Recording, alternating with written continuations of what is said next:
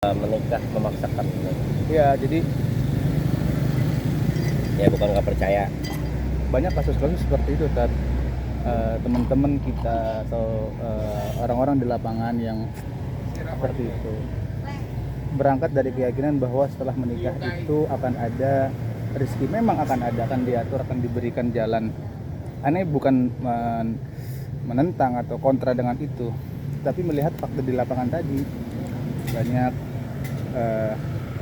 Coba dah, misalkan kita bayangkan menikah dalam kondisi seperti ini, yang belum punya kepastian ekonomi, belum punya kepastian kedepannya bagaimana, walaupun kita udah di titik dapat awardee loh ya. Nah, kita dituntut menghadirkan uang untuk pernikahan 50 juta.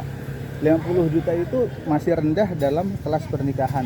Sedangkan untuk mencapai titik itu tanpa bantuan dan suplai dari orang tua itu butuh berapa tahun? Jadi untuk ukuran kita lah, untuk Iya. orang-orang yang bahasanya memang benar-benar perintis, untuk nyampe standar yang paling rendah aja harus susah payah dan melalui jalan yang sangat jauh gitu ya. 5 juta per bulan. Itu kita nggak makan nggak hidup loh. Itu butuh 10 bulan setahun. Ya intinya Untuk nyampe 50 juta. ya itu baru modal pernikahan ya. Itu pun masih rendah ya. Itu pun dapat apalah, cuma kelas Bahasanya dapat menengah kelas lah, ke C, bawah. kelas C aja Ya. kita dapat. BPJS kelas 3 lah. Ah, Udah ya. Nah, terus belum nanti setelah nikah pasti kita dituntut punya hunian rumah rumah lah. terus Belum DP, terus KPR-nya dan cicilannya berapa. Itu kita harus ke depan. Terus nanti ditambah-tambah ketika nikah itu harus ada namanya Operasional. ya, operasional buat keluarga. Di Jabodetabek 5 juta itu udah ngepres banget 2 orang. benar-benar. Ya.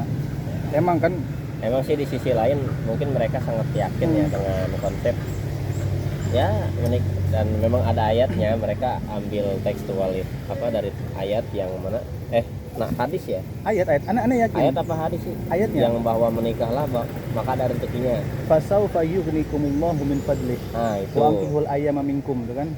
Nah, itu tapi mereka juga lupa ada ayat lain wa alaisa lil insani illa ma sa'a. Memang dia maksudnya mungkin dari sudut pandang dia lupa akan apa sih namanya, memang dalam hidup ya manusia akan mendapatkan apa yang dia usahakan. Ya walaupun kita ya modal tawakal nih, mungkin rezeki untuk hanya makan tahan hidup mungkin dapat ya nggak. iya.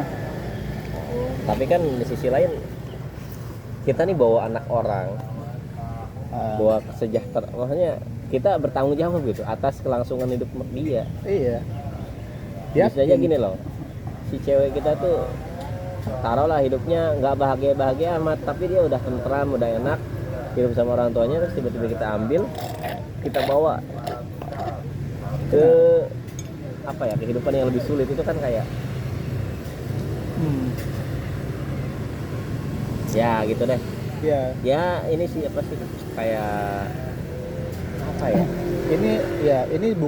ini sedang tidak membeda-bedakan antara yang memiliki latar belakang yang baik, yang luas, dengan latar belakang yang sederhana. Enggak, cuma memang kita sedang melihat fakta di lapangan. ya ini disclaimer, sebenarnya ini bukan kritik orang tapi tentang kita Studi kasus dan itu objeknya kita sendiri. ya.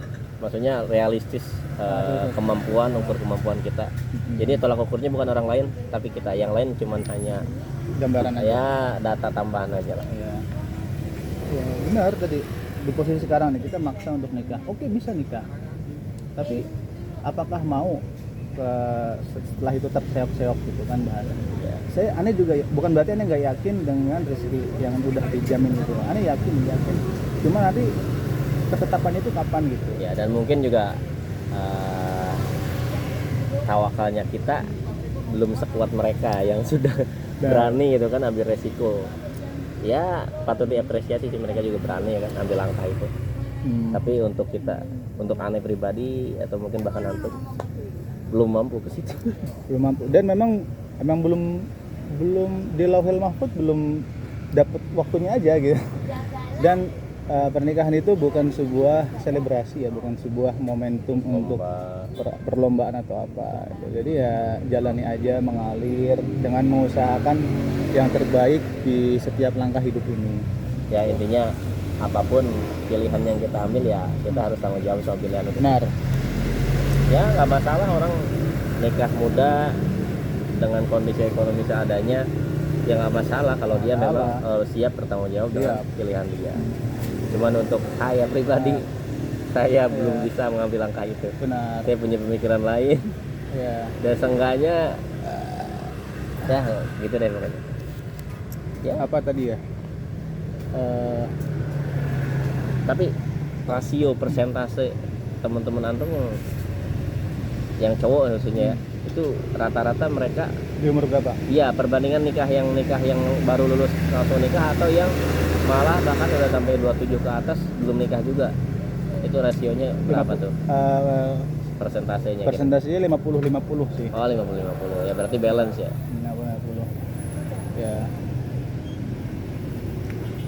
Sebenarnya banyak juga tawaran untuk menikahi anak, dinikahkan dengan anak kiai atau anak apa yang semua sudah dijamin gitu Ya, kan. apalagi antum punya value. Enggak gitu kan. Ya maksudnya ini Iya semua orang benar. lah, semua orang punya value Semua ya. value ya. Ya walaupun seenggaknya kita anggaplah kita sebagai manusia, sebagai laki-laki normal gitu. Itu termasuk value yang kita punya.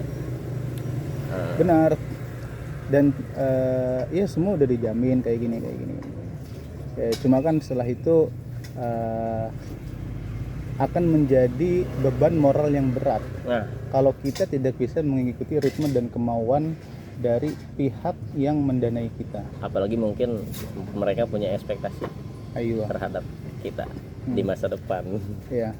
Dan ya ini bukan sedang melihat sisi apa ya, mendiskreditkan atau enggak. Ya, cuma seperti itulah, semua pilihan ada konsekuensi dan tanggung jawab. Mau nikah dengan anak yang statusnya lebih tinggi, kita harus ngikuti ritme dan alur dan ekspektasi yang sudah mereka bangun. Jika kita punya ritme sendiri, punya alur sendiri, kita pilih jalan sendiri, ya itu tanggung jawab kita juga.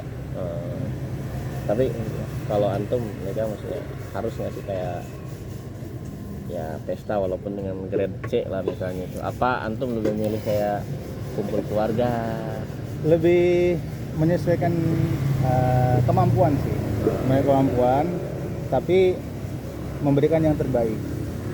Nggak usah yang besar-besar, tetapi Tetap ada sesuatu. something Jadi ya. something lah.